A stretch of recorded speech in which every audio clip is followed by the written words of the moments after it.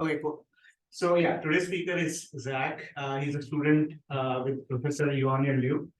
Some of you must have taken or might take the structure of materials course. So he's usually the TA and he's a really nice TA. Thank you. I had demonstrations and everything. So so today he's going to talk about theory and practice of DFT research. The DFT is his primary area of research in his work, and hopefully he'll make us understand in a very basic and fundamental manner how DFT is and how it is used in research.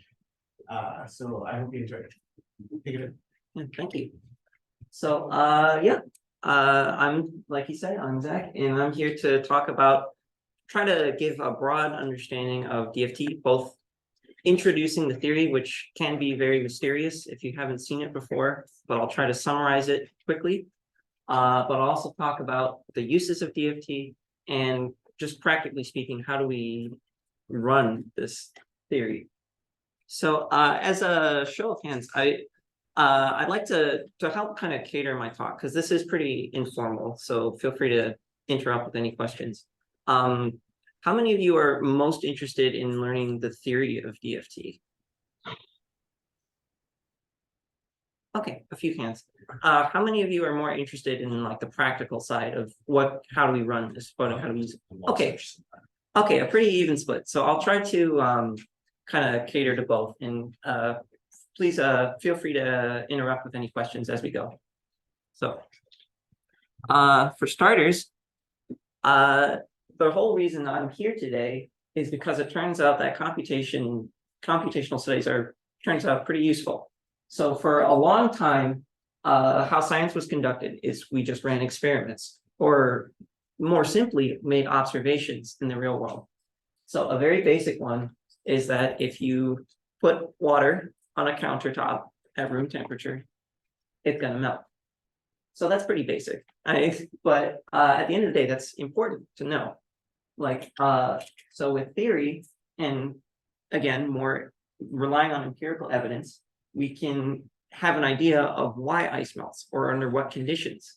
So the theory helps us construct a phase diagram under which we can know the conditions at which water might melt, or maybe it'll evaporate, or maybe it'll stay ice.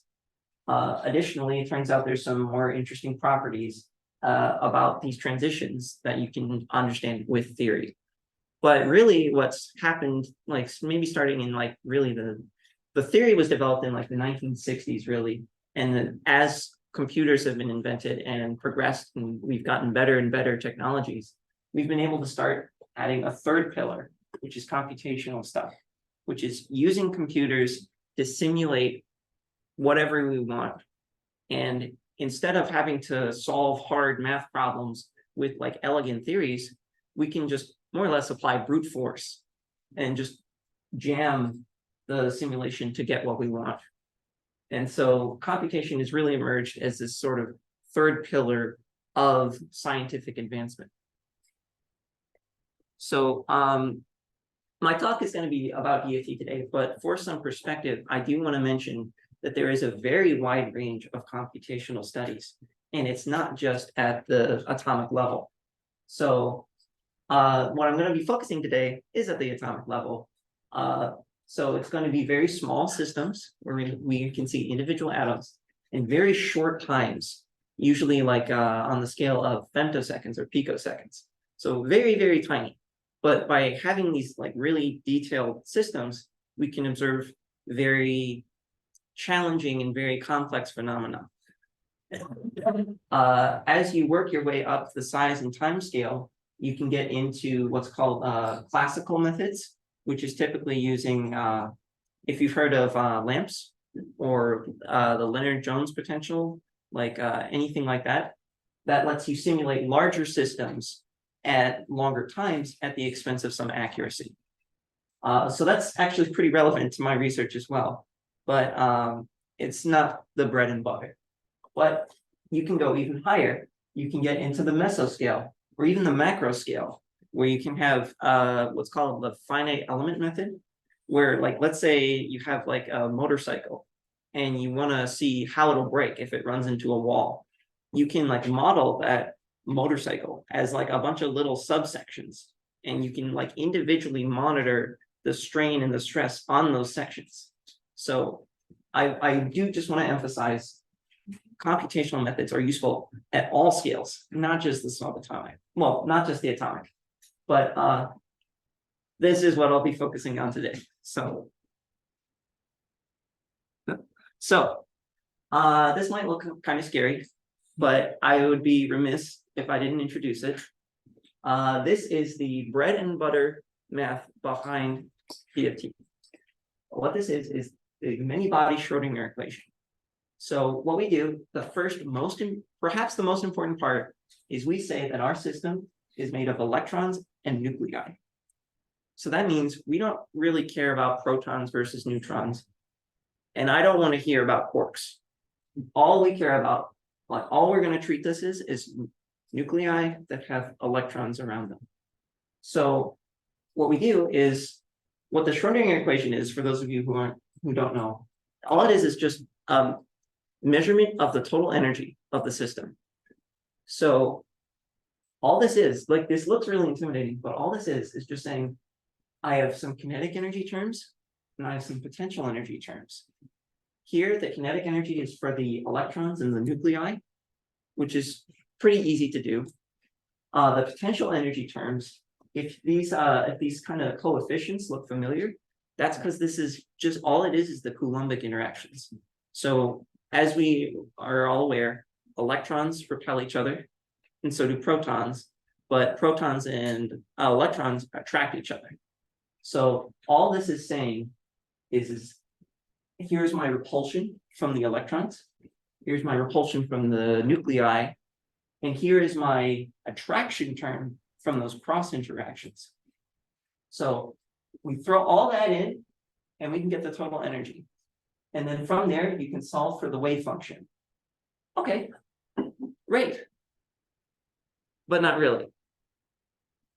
This is hard to solve. This is extremely complex. It's a function of like all of the electrons in your system. And all of those electrons have some spatial coordinate. So what that means is if you're trying to solve for what the lowest energy eigenstate is, which is your wave function, then we have to basically figure out it's a function of n three-dimensional coordinates. So in other words, the computational cost scales from 3 to the nth. That's hard. That's very hard.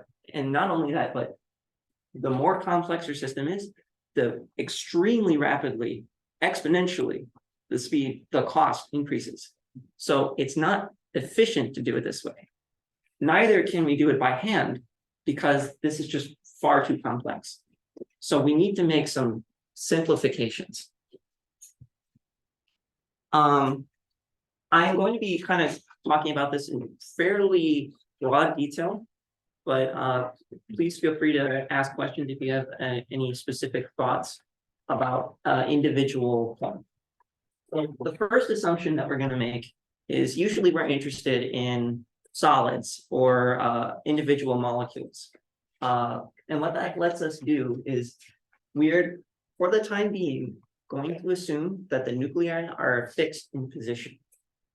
So that is a pretty rough assumption, but what that really means is we are going to fix all of the nuclei in our system, and we're going to allow the electrons to find the ground state energy relative to those ionic positions.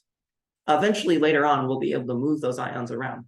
But this is basically saying the electrons are like infinitely more mobile than the nuclei are, which isn't strictly speaking true, but you can use more advanced methods to deal with that. But I won't be talking about that today. So that lets us simplify DFT somewhat, because we don't have, our nuclei aren't moving. They don't have kinetic energy. This term just comes clean up. Similarly, this term, it's kind of it's a function of the different coordinates of your nuclei. All of a sudden, that's a fixed number. We can take that and we can just throw it in here. So that term goes away too. So that's a fairly simple approximation. but we can very quickly simplify this equation. The more complex one is dealing with the electrons. So the approximation we're going to make is we're going to say that electrons are independent of each other. The orbitals, the individual orbitals, we're going to treat as separate, which is a terrible way to do it. But it makes the math a lot simpler. So what we're going to do is we're going to treat the electrons as independent and then fix that through corrections. So instead of treating the electrons, like instead of treating them as like a two-body interaction, what we're going to do is we're going to find the sort of background charge density. So let's say, like if you average all of like the electron positions over like some time, you can kind of imagine like that's going to create like a field of where the charge is more likely to be located. So with that, we can just sort of ignore the direct electron-electron interactions and instead think of it as a sort of background potential that every electron will experience. So turns out that makes the calculation a little bit simpler. But what that boils down to is you'll end up getting the Kohn-Sham equation. A key point I want to make here is unlike before, where we had the wave function, like the entire wave function for all electrons, now we're just talking about individual orbitals, which is much, much easier to talk about. So we have some orbital I with its associated energy, and all it is it's really the same kind of idea. We have some kinetic energy term. We have some potential energy terms, where this is like the interaction with the nucleus. This is the Hartree potential. That's that background mode potential that I was describing. And then we have these two. These two are more complex.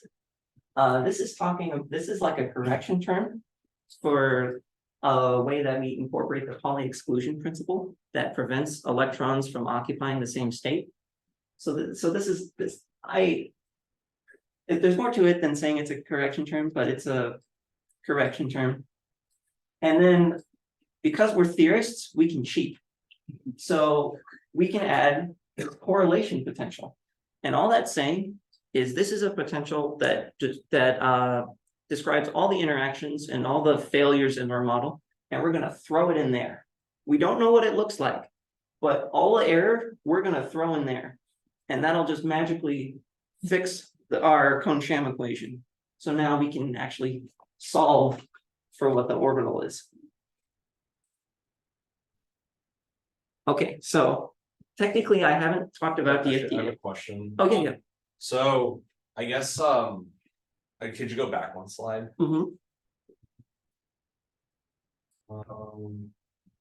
it's been a while since I've done like quantum chemistry stuff, but it's like it's like all the equations in color. That's like the Hamiltonian. I think that's the tests. Yeah, this is a plan task. Yeah. That's okay. Yeah, this is the Hamilton. Okay, and then I guess if you go forward to a slide, so is like what operator is that? Is that like a simplified version of the Hamiltonian, or is it like a separate operator that's like the Kohn-Sham equation? Okay, I think it's effectively the same thing. Because like yeah, just pause, wait for it to go. Yeah, I was getting the same Amber alert. Yeah, check your phone. Okay. We good? Is that like a storm alert or what? No, It's every 3 years, FEMA tests their emergency radars, like to make sure that they can actually get a message to the public once every 3 years. Oh, they got it, yeah. Oh wow, they picked today. They plan for a couple of months. It's like this weird thing people don't care about, but it's just they're gonna buzz everything for the next like 5 minutes. Wow, I feel honored. Yeah. And I think also today happens to be like the UT alert. Like I think it's big data to make sure everything works. But yeah, so is this all like operator? It's not also the Hamiltonian, but it's Well, it is kind of. Okay. So I didn't stress it, but this function is exact. There is no error in this. If we could solve this equation, then we could exactly solve the wave function. the problem is it's hard. Mhm. So the Shring equation is an approximation. So I mean, technically you could argue we added a term that accounts for all errors, so it should be exact. But this is like a very strange form. Like we don't know what this is. So really, technically speaking, and even then, like we made other assumptions, like the nuclei are fixed. Yeah. Like we're not figuring out where the electrons are at every individual time. So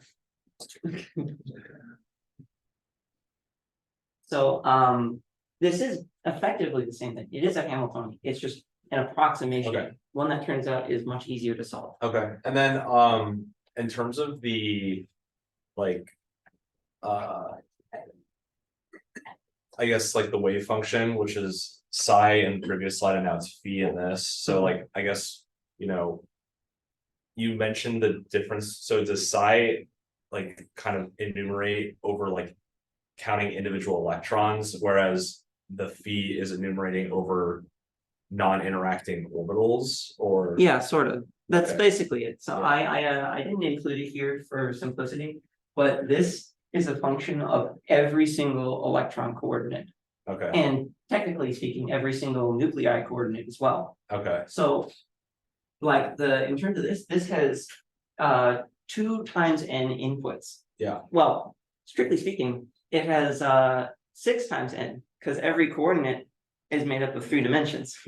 So this thing is a beast. yeah, Like this thing is messy and ugly and no one likes it.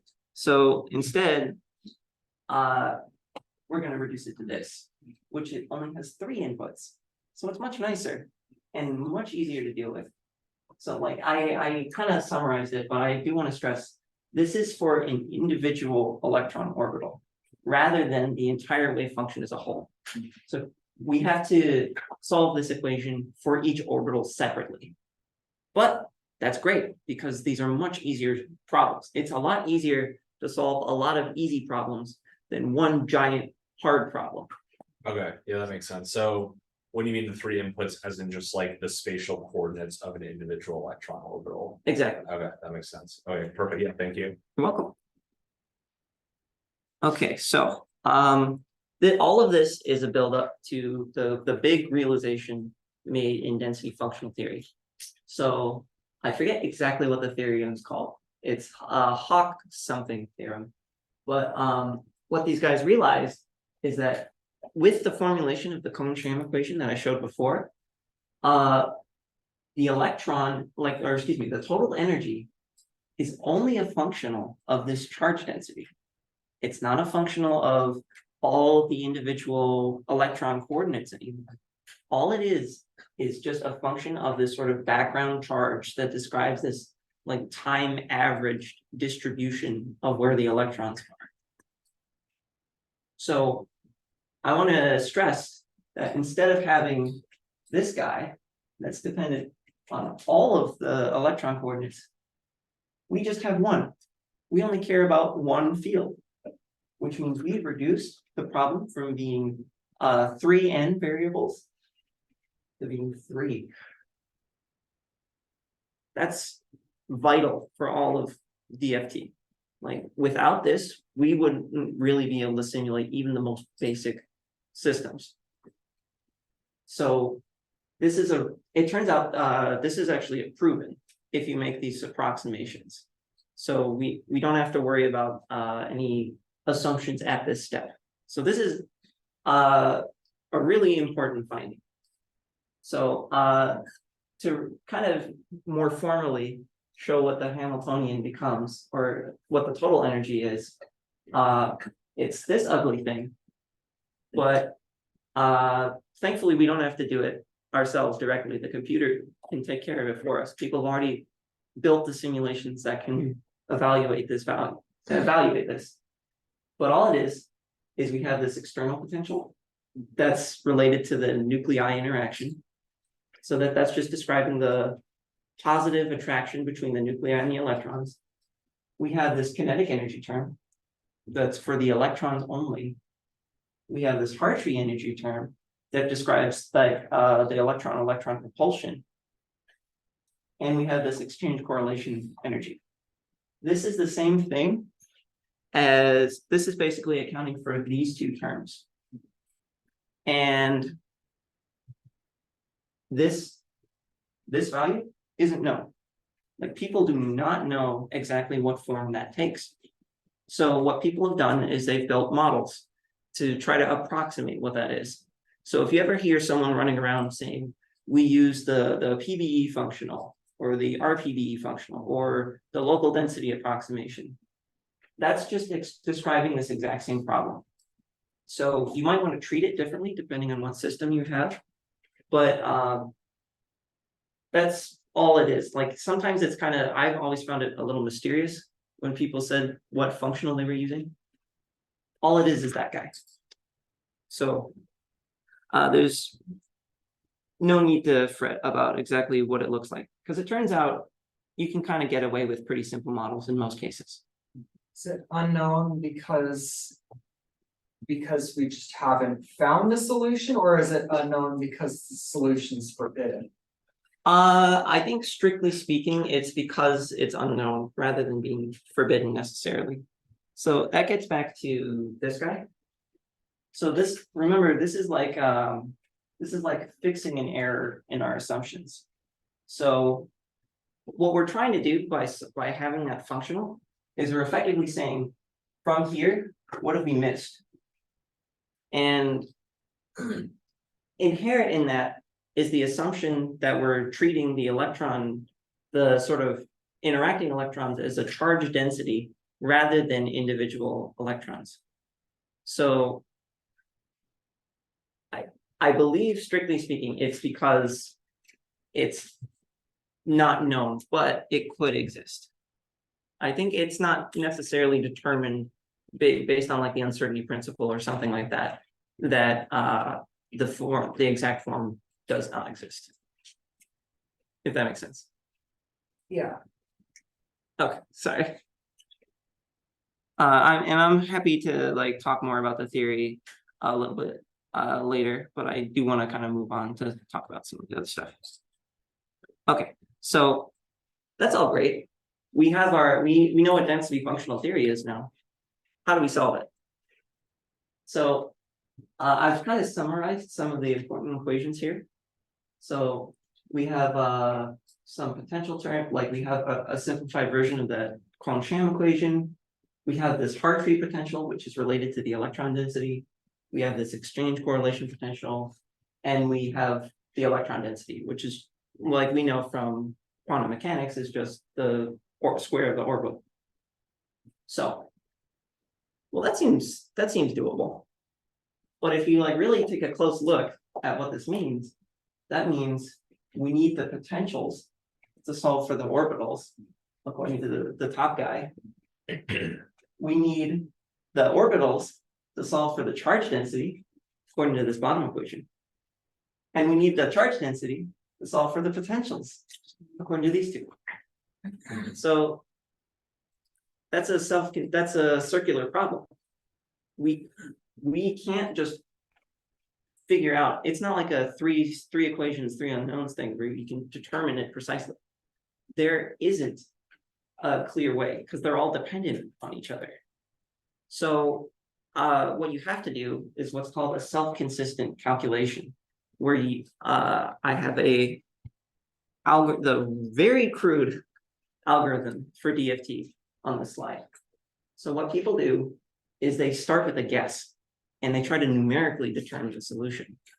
So we start with some charge density. Usually what this means is if you know where your nuclei are, you assume that the electrons have like some kind of Gaussian distribution around each of those atoms, and you just sum those all together. And that's our initial guess for the charge density. Then all we need to do is go through our equations and compute each of these values. So we get the potentials, we get the orbitals, we get the charge density. Now we can check if our charge density guess was any good. If it wasn't, if there's like a significant change for whatever reason, we just have to go back through the loop. And you keep doing this over and over and over and over until eventually you get at something where the old charge density is the same as the new one. That means we found a solution to the Computational equation. So now we can use whatever charge density we had as the charge density in our simulation. So that is a very brief and crude summary of DFT. And that's pretty much all I have to say about the theory. So congratulations, you made it. So now that seems great. So now we know what DFT is, what it's doing, and how it works the way it does. Why is it useful? Because we can't get research grants if we come up with this incredibly cool model and we can't do anything with it. So as most of you are probably already aware, but I will reiterate, DFT gives you some unique insights that are really difficult to obtain with experiments. So there's a lot of different things you can learn. So I'm just going to cover the three that I personally think are the most important, but in certain settings, there are other things we can learn. So the main one that I like to talk about is structure. So don't worry too much about the exact catalyst just yet. I will return to this later, but this is like it's a graphene sheet with nitrogen atoms, like nitrogen defects that are substituting the carbon, and some transition metal in the middle. Turns out this is a great catalyst for stuff, as I'll talk about later. But what with DFT, you can like look at you can solve for the catalyst structure. And if we wanted to absorb or we wanted to modify the structure somehow, so like in this case, we're absorbing O2, then we can figure out what the structure is. So for example, maybe if you were absolutely new to the system and you didn't know what the O2 molecule would look like unabsorbed, you might think that it was pointed straight up. Turns out that's not the case. And that has to do with like the lone electron pairs from the oxygens. So maybe you can like reason it like with chemical intuition, but DFT takes care of that for you. We don't have to be smart. We can just throw it at the problem, and so long as our initial guess isn't horribly, horribly wrong, DFT can figure it out for us. And that's really important for complex systems where nobody knows the structure. So that's extremely valuable in a lot of different fields. Another huge one that's close to my heart, being an electrocatalysis guy, is the energetics. So we are ultimately, we might know the structures, but we need to know which ones are reasonable and which ones are ridiculous. So using the energetics, so calculating the energy from those Computational equations, we can determine how stable a state is. So maybe this represents this O2 absorbent. So it has some energy. That's nice. So we add a proton here. So the energy goes up a little bit. Okay, so it's a little bit less stable than it was in the initial configuration. Now we cleave this OH and we form just the oxygen. Oh, the energy dropped a lot. That tells us that this is much more stable. So I mean, this is all fairly basic, but it's very vital information, because in experiments, you can't as easily distinguish the intermediate states, right? Because these are all existing simultaneously. And you can do like the microkinetic modeling. There's different techniques you can use to analyze what the various energetics might look like. But with DFT, it's very simple, because you can just throw it in a computer and you can get the value. Additionally, I emphasize the thermodynamics here, but you can also get the kinetic values for like the transition states between the thermodynamic wells. So I won't talk too much about that today, but that's another thing that's really, really hard to get with experiments. That's absolutely vital for catalysis. If you want to determine the selectivity, the activity, the stability, all of those properties you can get through DFT. The last one that I'll briefly mention is you can look at the charge state. So I know a lot of you guys are probably interested in systems with metals. So the charge states in those systems can sometimes be pretty complex. So with DFT, you can actually determine where the electrons are localized because we solve for that charge density. So in other words, if you've got like a transition metal and you want to know if it's two plus or 3 plus, maybe 4 plus, we can figure that out in DFT. Now, sometimes that can be hard to judge because you need to sort of figure out what the charge state of the total system should look like to begin with. But with like some intelligent calculation, you can figure that stuff out.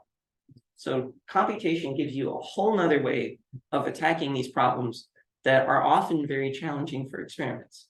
But of course, it works the other way around too, right? There's some problems like if you wanted to tell me what the overall reaction rate for this is, that's a lot easier to get with experiments than DFT because we have to solve every single step. So it's, I do want to emphasize the tandem usage of computation in experiments is vital. And you can't really get by with any single method alone. So I have a problem in my mind. So Mhm. for battery systems, when you charge the cathode material, so it basically, if there are multiple transition metals in our system, Mhm. and during charging, it changes. The oxidation states of the transition metals 1 and transition metal 2, both will change. So is it possible to do with DFT that you can check how during charging the transition metal, basically there is stepwise oxidation occurs during charging. So can we check that? Yes. Okay. So how that works is with the DFT codes, you can change how many electrons you have in your system. Okay. Normally you assume that it's charge neutral, so that it all balances out.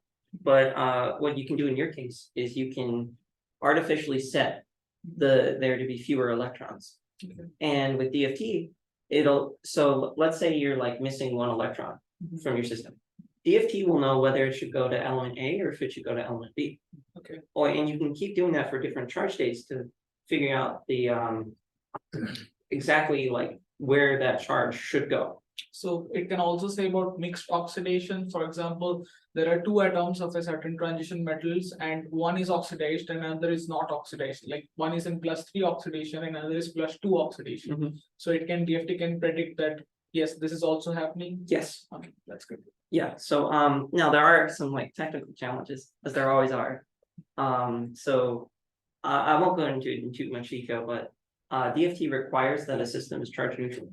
So what you have to do is if you find your system is like positive, Mhm. it has to put those negative charges somewhere else.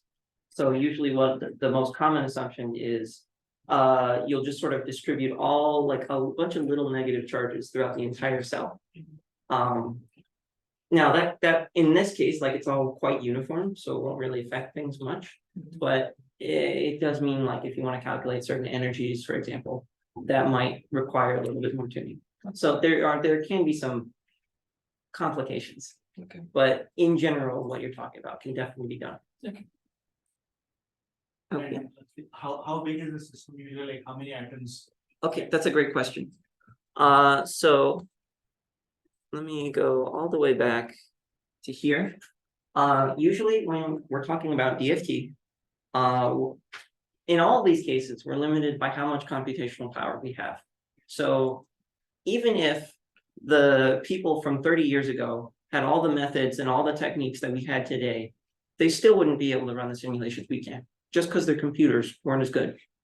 So, but currently, we can usually simulate about 100 to 1,000 atoms, depending on like how much research money you get. And we can typically limited to like maybe like tens of picoseconds if you have a lot of resources. So there's actually a lot of problems with that. So as a catalysis person, usually reactions occur over the scale of hundreds of picoseconds or nanoseconds or even more. So technically speaking, we don't have the resources to just observe the reaction happening in real time. So what that requires is we have to use more advanced methods that sort of force the reaction to happen. There's one that I'll talk about a little bit later, where it's called slow growth, where you just kind of like artificially push the atom to go to where you want to go. But it is pretty important to know that there are some very severe limitations on what we have right now. In which case, maybe, like, truth be told, maybe classical models where the force field, you don't even like worry about the electrons anymore. All you do is you model the forces between nuclei as some empirical potential. You can get much bigger systems, like tens of thousands, hundreds of thousands. Maybe that's good enough for what you want to know. It all really depends on exactly how precise you need the calculation to be. In general, a big piece of advice I'd give is never make your model more accurate than it needs to be. Because if you are, you're just wasting time. So sometimes it can be hard to judge how accurate it needs to be. But that's kind of the art of DFT, is figuring out how precise your model has to be to get what you want. Okay, so for another little bit of the practical use, you can run density functional theory on your computer right now. I wouldn't recommend it though, because even though we've made it so that the Shring equations are just a function of the charge density, we've reduced the problem a lot, but it's still a very complex problem. So if you try to run it on your personal computer, you could do it for a small system. Like I'll show a toy example in a second, but if you have any kind of like complex system that requires long times, or any kind of system that has like a decent number of atoms, like really bare minimum, like I said 30 here, but realistically it's more like 20. Your computer will take days or weeks or months to run that simulation. So that's why you might have seen everywhere people talk about supercomputers, where we have like these massive stacks of computer cores, and all their purposes is to run these kinds of high intensity calculations. So some examples would be the people at TAC, if you've ever heard of them or you've talked to them. They have the Lone Star 6 machine. Another one that I use a lot of the time is Purdue has a machine called Anvil, which has been my favorite machine. I think it's currently the fastest. So in tandem with like advancements in theory, there's advancements being done right now in computer technology that actively help our field. And that's to tell the truth, that's one of my favorite parts about DFT, is there's so many ways that you can improve the quality or the precision of your simulations. That's not just theory, it's everything. It's the coding, it's the theory, it's the modeling, it's everything about it can be improved in so many ways. So it's a very cross-disciplinary field. So I will interrupt just a second for the presentation, just to show what the supercomputer looks like.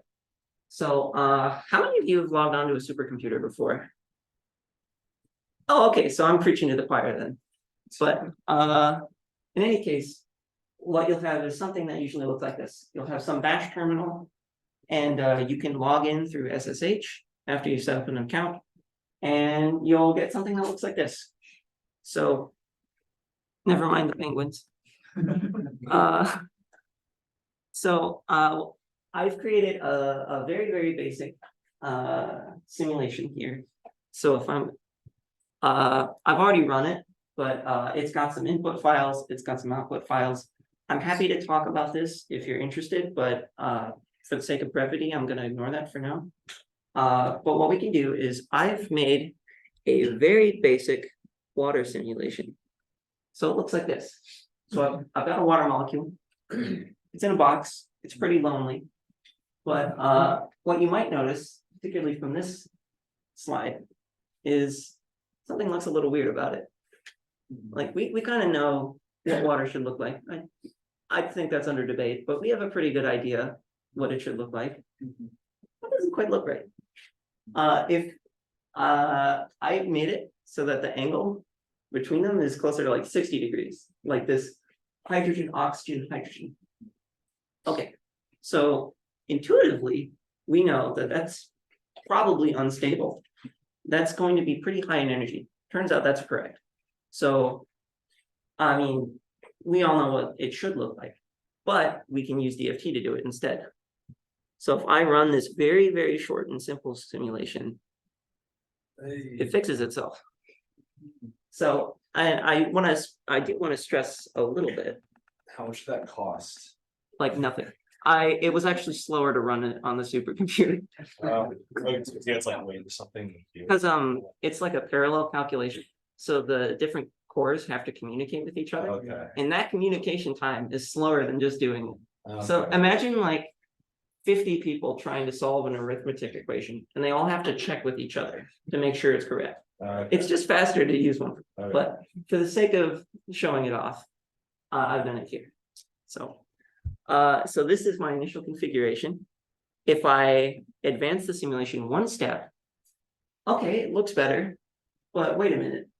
This hydrogen bond is really short now. That's not good either. So we have to do it again.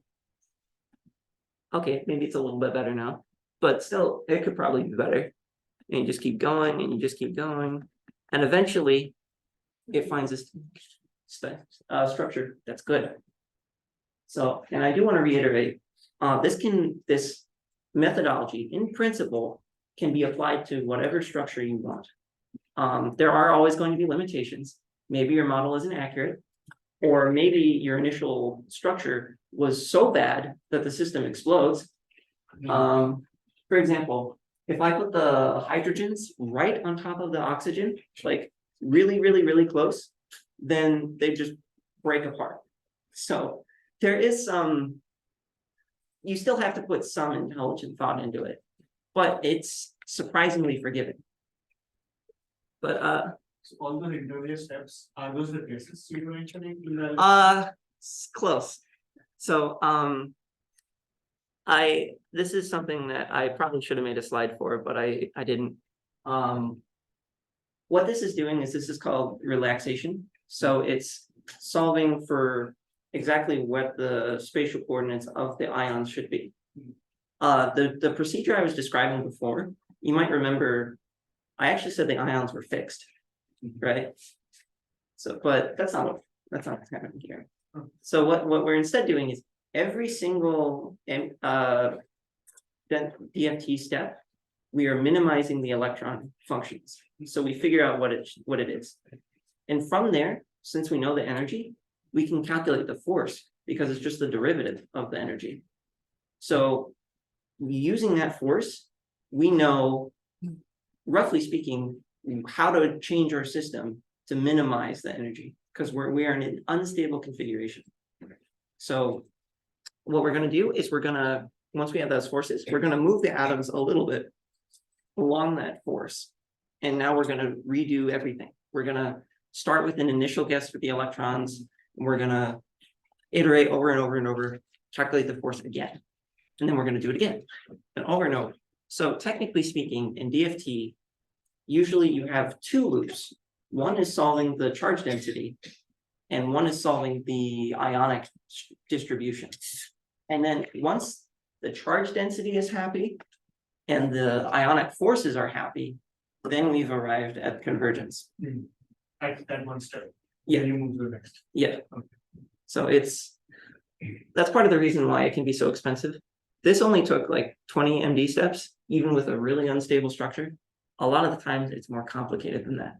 So it could require hundreds or thousands of steps for much bigger systems. So the real challenge is there's just so much scaling to these sorts of problems, which is why we have to use supercomputers. So yeah. And just here, like in implementation, is there any GUI available or you just have to use the C interface on this? For Like, for other simulations you have GUIs like Control or Ansys, but for this, I think you have to submit it. yeah. graphical user interface. Yeah, I don't believe there is a graphical user interface for this terminal specifically. Oh, okay. So there is a little bit of barrier to entry for like getting comfortable with it. I'd say like you can get by on some pretty basic knowledge. So like once you have like once you kind of get used to navigating the terminal, I think it's actually I think there is a GUI, it's Burai, if you have heard about it, BURAI. Burai is a GUI software for GUI for doing this DFT calculations. okay. So I have gone through it. I think that, but it's very limited. That's a software that's a GUI available, Burai. I see. So Yeah, I think that's probably running on your personal computer, Yeah. right? Yeah, so I think thank you for bringing that up. There are like GUI versions that can run on your computer that are much easier to sort of navigate. But if we want to like really use these supercomputers, they haven't implemented the GUI. So part of that's because like it would be more complex, right? Like they kind of save their manpower, their resources by having it in something that's more directly in machine language. So it's a little unfortunate, but and maybe like other people can speak to this, but I do think that it's this part of it is not too difficult to learn. Okay, so that's like my very broad summary of DFT, but I'd like to get into the novel example where we are actively using this in research right now. So I'm actually, this won't technically be my research. I'm actually presenting Sarah's research. So shout out to you. But to give you some context for a problem that's interesting and you can make money solving. Well, actually, let me switch to the presentation. There we go. Okay, so what this is showing is a fuel cell. So what we'd like to do in an ideal world is we'd like to reduce carbon dioxide because it's bad.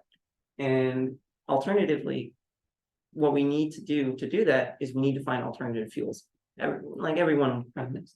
So what this is specifically doing is this is using hydrogen gas as a fuel.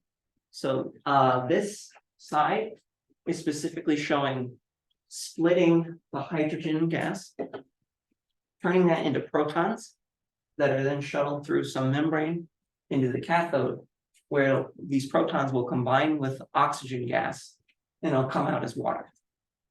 So that seems great. Like all of these are very environmentally friendly materials in principle, right? So that'd be a great thing if we could do it. So there's a lot of challenges with this, and I'm sure a lot of you are aware. But the one that I'm going to focus on today is specifically the catalyst that occurs at the cathode. The most successful catalyst that people have found to date, at least the most like well-studied, well-documented, sort of gold standard, ironically, is platinum. So people just have like this giant platinum slab, and it turns out this reaction occurs really well on this metal slab. But there's a catch. Platinum is expensive. And furthermore, its catalysis properties are pretty good, but we can do better. If we really want this to compete with fossil fuels, we're gonna, like, we can't just say that it's green energy. We need to genuinely outperform them for the market to adapt. So if we're gonna do that, we need to make this catalyst cheaper. We need to make it more active. We need to make it more selective so that it doesn't produce things we don't want. We need to do a lot of work. This goes into making good catalysts. So it turns out people have come up with this one. I mentioned it before, but as a reminder, it's this sort of nitrogen transition metal site that's embedded in a graphene sheet. And that ends up being pretty useful for a variety of reasons. Maybe the most important is that it's a two-dimensional material, so that you don't need this giant platinum bulk. You just have like this theoretically really thin material so that you can stack more of them. So theoretically, you have more active sites. So that's one of the advantages it boasts, as well as a few others that I can describe as if you're interested. Oh yeah, and here's like the reaction that we care about. You're taking oxygen, we're adding protons and electrons, and we're making water. So this is the sort of commonly perceived mechanism specifically on this substrate. There are some complications, but this is what I'm going to focus on for right now. Is you start with this bare site where there's nothing on it. Then we absorb the O2, which comes in from the atmosphere. And then we keep attacking it with protons over and over and over until each oxygen comes off separately. So the idea here is all we're doing is once we have O2 absorbed, we keep adding protons over and over and over until the absorbent goes away. So eventually we'll get this guy, although technically it's under some debate if this even exists. But the main thing I want to emphasize here is that most people believe this bare site is pretty dominant. Like people think that most of the time your active site is going to be empty and that the rest of the reaction, it sort of happens pretty spontaneously. However, Sarum found something interesting. So she found the water absorbent. So in other words, this water molecule on the iron was actually really stable. So what she tried to do is she tried to recover the bare site. So what she did was she manually, just through that slow growth method that I mentioned earlier, she pushed that water further and further away from the catalyst to try to leave that site bare.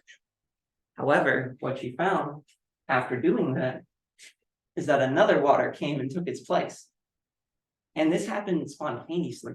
She didn't force this to occur. In other words, that suggests that the reaction here is spontaneous, like going from the bare site to the absorbed case with water is spontaneous. It should occur. This is more stable than the bare site.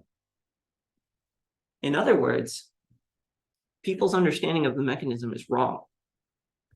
What she found is that there isn't a bare site. That never exists. Instead, what you have is you swap the absorbents.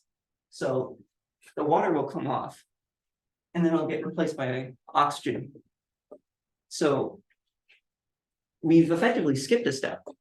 And that's incredibly important for understanding the catalysis, because that means people thought the rate limiting step was one of these guys, but actually Sarum found it's this one. And I don't have the values with me, but Sarum found that the barriers are actually lower than what most people predict.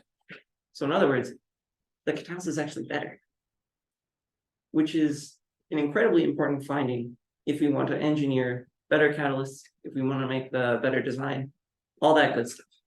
So as a is the schematic showing like essentially the desorption? So the desorption step is the rate determining step, but like it's like, is it more so concerned like a desorption truncated with the absorption of the next turnover of the reaction? yeah.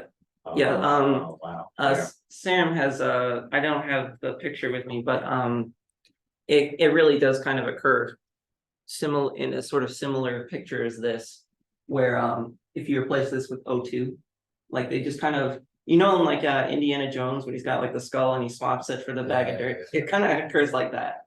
Or is this like essentially like this is like an Eli Riddell type thing as opposed to like a Lake or Hinchelwood type thing where it's like, Sorry, I'm not familiar. as in I guess like because I guess that's more so the surface direction. Anyways, that Indiana Jones analogy makes complete sense. So yeah, that's really Very technical. that's fascinating. That's cool.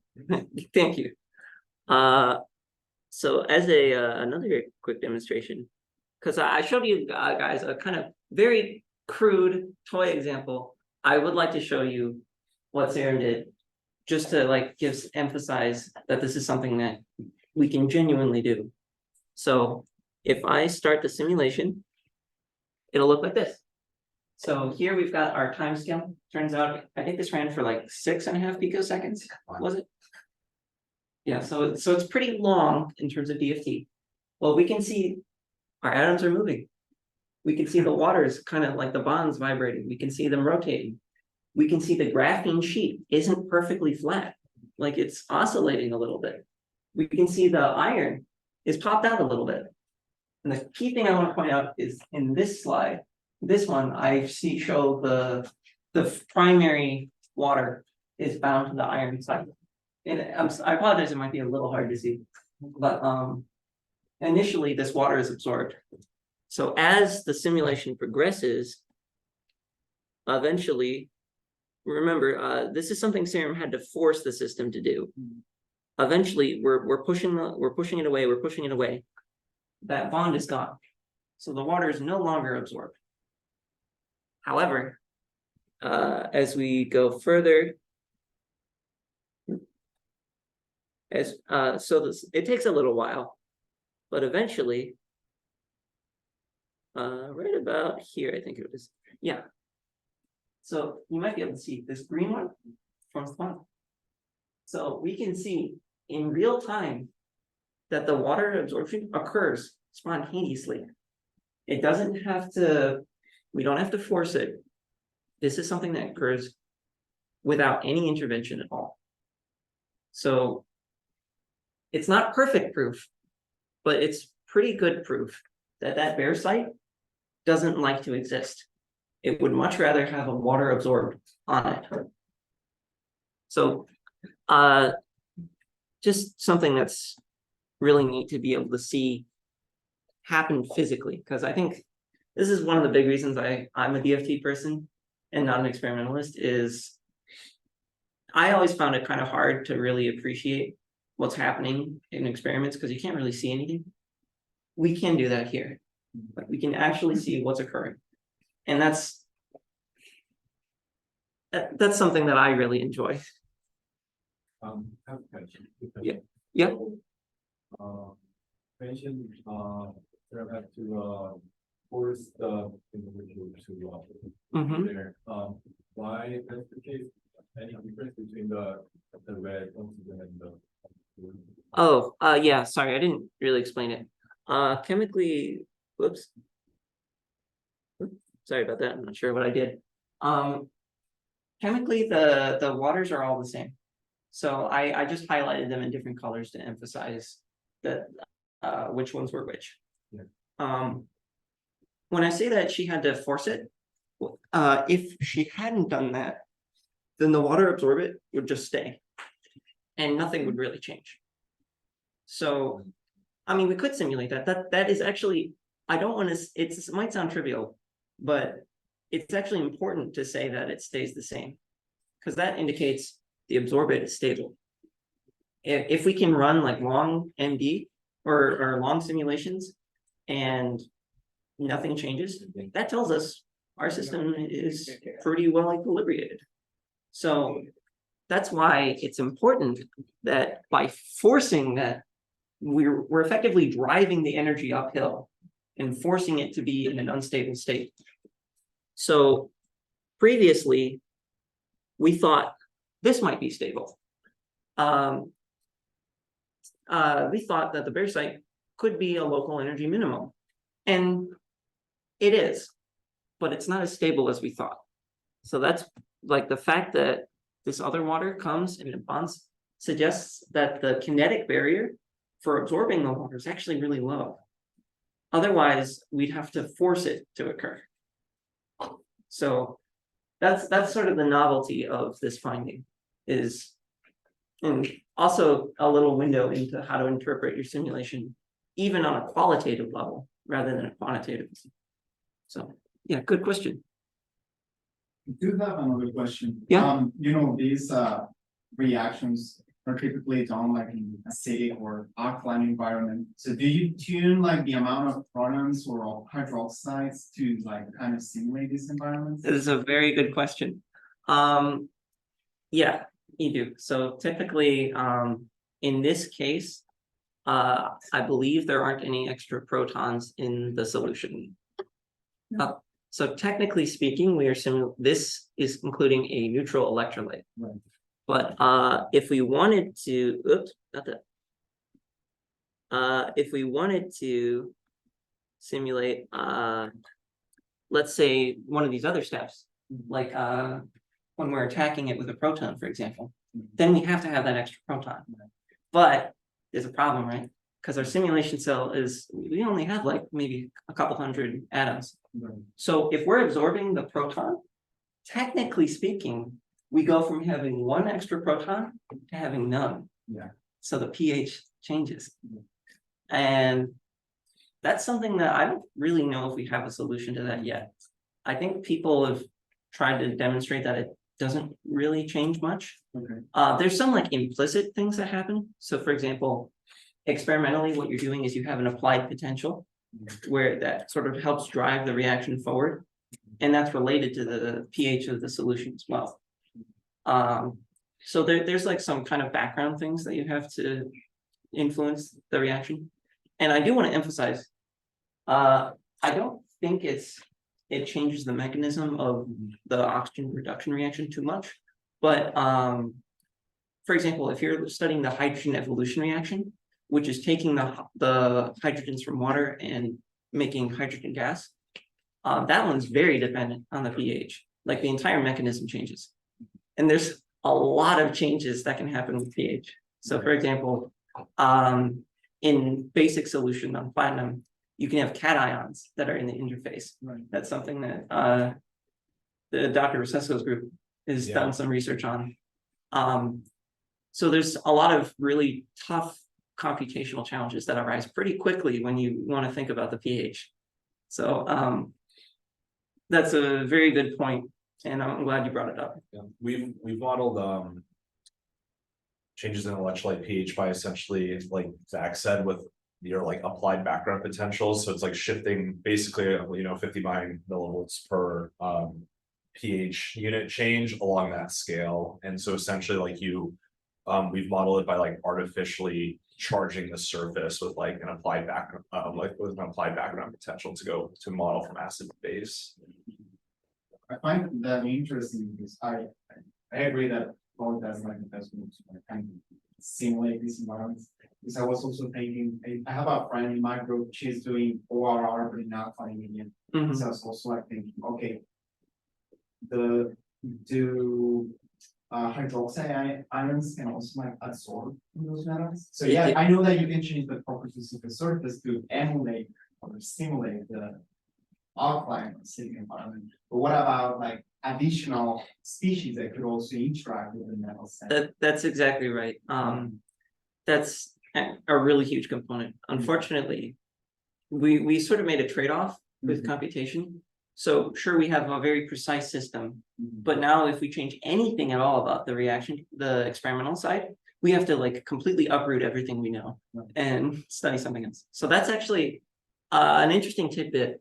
If we're looking at the HER on platinum, it does absorb the OH on the alkaline condition. And people don't actually know if that helps or if it hinders the reaction. Like there's this giant debate, and that's going in a review paper that I'm working on right now. But there are a million complications that come up. So thank you for bringing that up. And I'm almost done. I'll just give one last slide because I feel like it would be criminal to not mention it. We are in a day and age, as everyone knows, I'm sure, where machine learning is popping up everywhere. And I'm even a little sick of it, but it's important because it has a lot of potential. So what this is DFT is expensive. Like you said, you can only simulate hundreds of atoms for like picoseconds. That's not enough for a lot of the things that we're interested in. In fact, there's some research that shows that you need like genuinely hundreds of picoseconds or nanoseconds for the structures to equilibrate well, or at least the catalyst interface systems. So that's a big problem. Now, either we can wait for computers to get better, or we can try to do something about it. So machine learning has a lot of possibility in this area. So what we can do is we can train a machine learning model based on the DFT forces. So like if we input the coordinates and we tell it what those forces should be, and we throw it in through some magic, we can have the machine learning model calculate what the energy is and what the forces are. And then we can see if the model predicts what DFT calculations do. And chances are, the first time over, it's going to be horrible. It's going to be awfully wrong. So, kind of like a theme here, we just do it all over again. We just keep going, we loop until the machine learning model can successfully reproduce DFT at a much lower cost. That'll let us increase the size of the system, the time scale, everything. There are lots of challenges here because the machine learning model doesn't really know what's going on, right? So if you try to give it a new system, let's say you're simulating the alkaline conditions instead of acidic, your machine learning model trained on acidic is not going to be able to do very well for the alkaline. So there's a lot of challenges in the field. It's a growing field that's still largely in development, but it has the possibility of really transforming everything that I just talked to you about. So that's everything I have to talk about. I do have another question, very quick Yep. question. So I was really impressed about what you mentioned about machine learning. I think I agree that it's like speeding up like this kind of research as well. I was also wondering about supercomputing. So how fast is like supercomputing like progressing and advancing? So do you have any like guess on like what kind of capabilities we'll be able to do like in a few years, especially in electrocatalysis? Okay, so this is actually something that I've got to experience during my time as a PhD student. So I've been a PhD student for 4 years. I've been using supercomputers like in an intelligent manner for about 3. So in real time, like I've seen like the supercomputers, like eventually sometimes they'll go down for maintenance or like they'll get upgrades or something. But I've sort of seen in real time, the supercomputers are getting faster and they're getting better. So the simulation that Serum showed was like on the state-of-the-art supercomputers. And that took like maybe about a week to run. 4 days. 4 days? Okay. That might have taken like genuinely a week or longer with the supercomputers we had 2 or 3 years ago. So it's actually amazing the rate at which things are progressing. Dang, it's like Moore's law. It is, well, this is more speculation, but I have heard that Moore's law is starting to run dry. Yeah, With like, but yeah, you can't like force more steps. But So- transistors in yeah, an area is But So- like Moore's law is super computer. The dream is quantum computing. If we have like these sort of magical computers that can be way faster, then this gets way faster too. yeah. Maybe we don't even need machine learning. Maybe if we can have like better hardware, we don't all of a sudden we don't need like advanced models. We can just throw it in the computer and it'll take care of it. So Yeah, I had this question about so we work with battery models and mhm. I would say more and more people are moving towards the cloud machine learning based battery models than actually struggling through the physics of it and trying to do the real hard work and all that stuff. So how did I have a scenario with DFT like? Is it growing or people are still relying on the more physical stuff? Like what was explained there? I'd say that everyone kind of knows that machine learning has a lot of potential, but I think a lot of people still have their holdouts. And I think they're kind of right. Because I mean, machine learning, it doesn't have any kind of physical intuition. Yeah. Like, so if it tells you like like let's say you're studying a novel system and it tells you some number, you're not gonna know if it's ridiculous or not. Like, it's not always easy when it's not always easy to tell when it's really wrong. So, but that's sort of the dream is can we get this to work reliably? So I'd say the vast majority of the community is still using these sort of more developed models than machine learning. But that's rapidly changing. Like if you can easily Google search machine learning force fields, and you'll find like a few review papers talking about maybe like tens or dozens of groups that are currently working on this issue. Our group is actually doing some development in this area too. We're making it specifically to model the electrochemical interface where you have these electron transfer between the catalyst and the solution. That's been a very hard problem. So it's been in development for like, I think like 3 years, but they're working at it right now. So.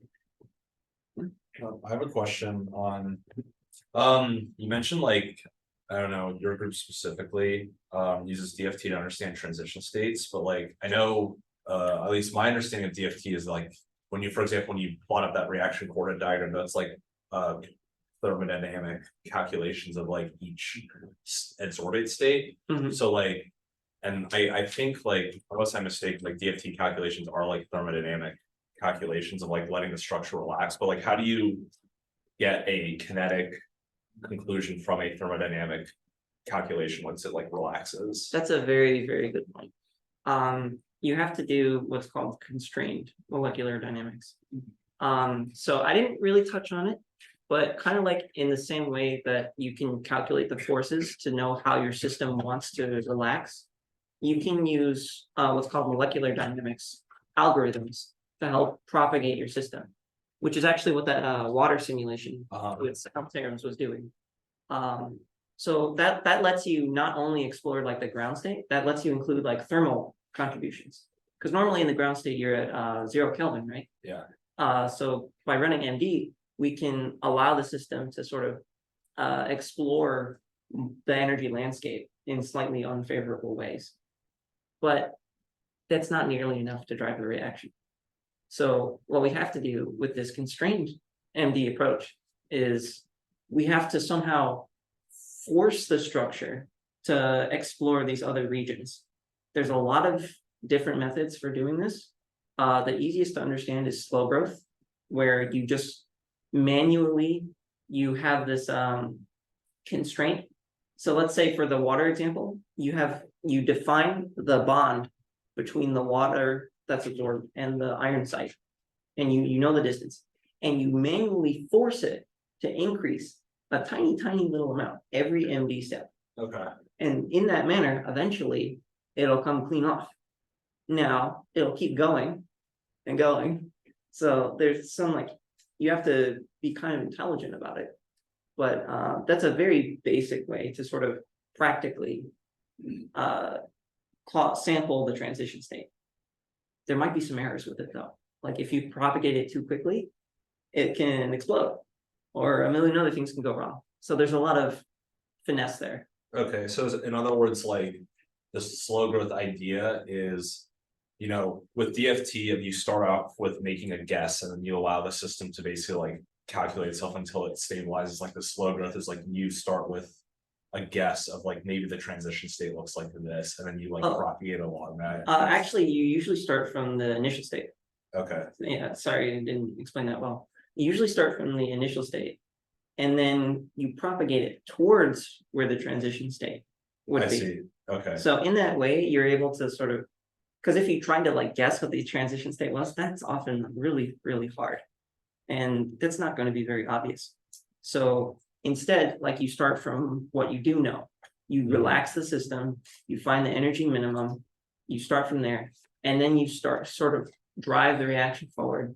And because like in MD, the atoms can kind of propagate and reorient as they wish, the simulation can kind of find the transition state for you if you've done it well. I see. Okay. So essentially you like let the system relax to, you know, the different energy levels that you would see in like a reaction coordinate diagram, and then you essentially propagate like along each of those steps. Okay. Wow. Yeah. Wow, that's great. Yeah, and there's more advanced methods. I'll throw their names out just in case you're curious. There's the Blue Moon Ensemble, there's umbrella sampling, and metadynamics. If we want to get like larger speaking to like figuring out barriers on like a more macro scale. You have like Monte Carlo methods and things like that. Yeah, okay. So there's the kind of interesting thing is a lot of these methods were kind of like developed, originally conceived like 20 or 30 years ago. And it's not until more recently that we finally had the computing power to be able to use them in reasonable ways.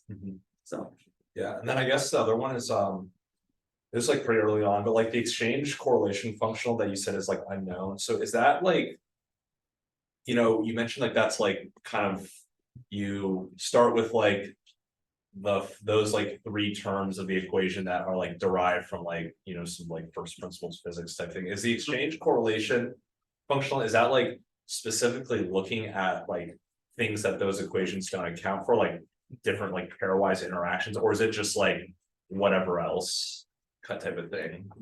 usually it is considered like a correction term. Yeah. So rather than necessarily trying to account for like some very physical effect, it's more like a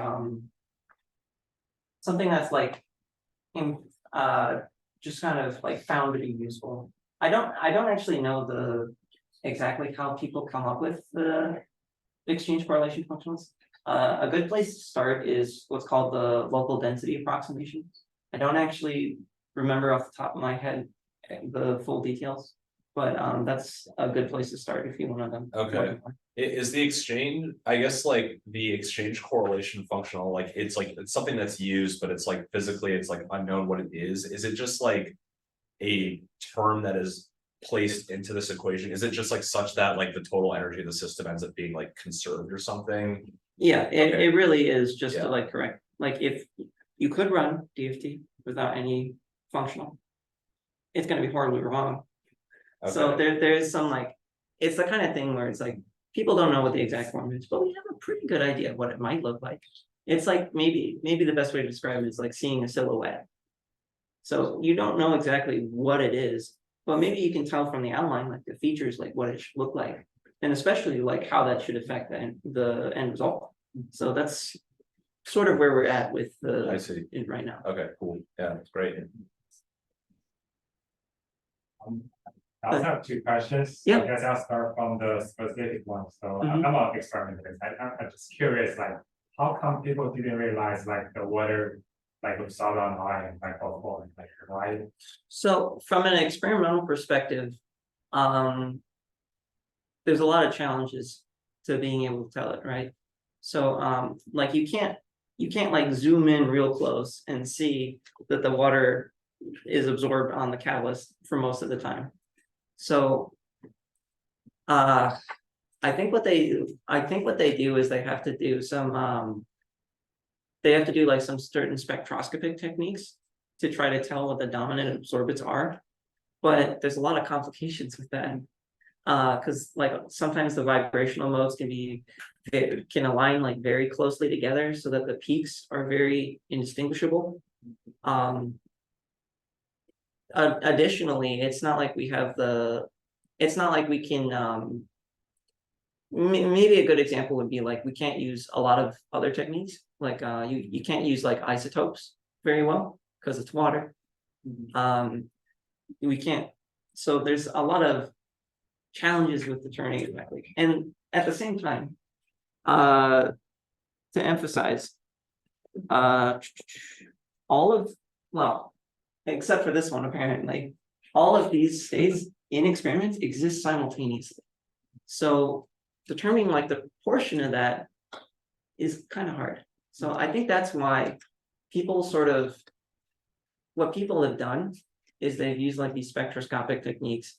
They've tried to look at like the products and like the different distributions and kind of use like reverse methods to figure out what like the rate determining steps are, things like that. But I think that's generally, I'm not too familiar, but I think that's generally why it's really difficult with experiments and why DFT is so useful.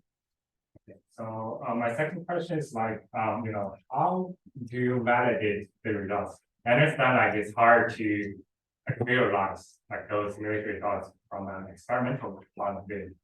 How do you validate, for example, like the result from another group? Like definitely won't just pull all the those code into another supercomputer, like spend on resource-based neural to repeat their experiment, then how do you manage it? Typically, we can cross-reference with experiments again. So let me show this. So if we get the thermodynamic data, maybe we get the barriers too, if we're being rigorous. So using that, we can predict what the final product should be. And we can predict what the proportions should be. And if it matches well with experiments, then that's decent evidence that what we're getting is right. There's also some physical intuition. There's just some intuition as well. Like, let's say, for some perspective, usually if a kinetic barrier is 1 electron volt, that's a pretty hard reaction, but it's not impossible. If we get that the barrier is like for forming the H2O, if we get that it's 5 eV, then that doesn't seem right. We can, and some of this comes with experience too, but just being able to like physically see your system and make sure like, okay, the energies are reasonable, the structure is reasonable, nothing crazy is happening. That's incredibly important for understanding computation, because you're right. At the end of the day, it's just a model. We don't have proof that it's physical at all. Like, I could give you a code that's entirely bogus, but looks like it's correct. And you might not know unless you have like the fine details. So it's so important to compare with experiments. You can like have other groups simulate the same thing. Actually, to tell the truth, that's something that's not done enough. There's not a lot of incentives for people to repeat experiments or simulations either. So I think that's a problem with the academic community as a whole, is reproducing results is pretty rare unless like specific cases. So Cool. Right. We're gonna get kicked out of this room soon. So oh, Yeah, thank you. everybody, please grab extra food and stuff. It's heavy, so I don't have to think about it. Yeah, and then just we're gonna get a picture. Oh yeah, we got to take a picture.